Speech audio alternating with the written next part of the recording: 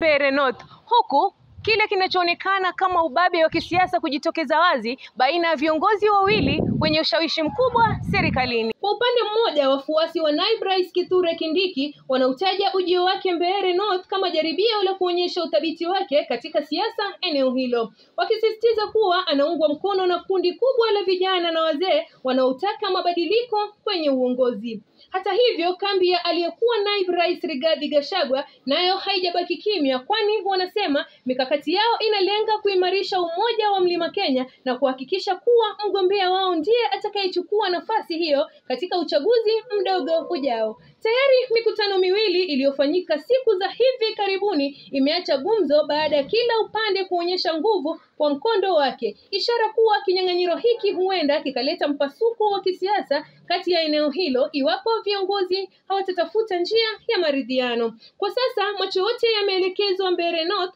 wananchi wakisubiri kuona ni upande upi utadhibiti upepo wa siasa na kuibuka mshindi katika kura hiyo muhimu.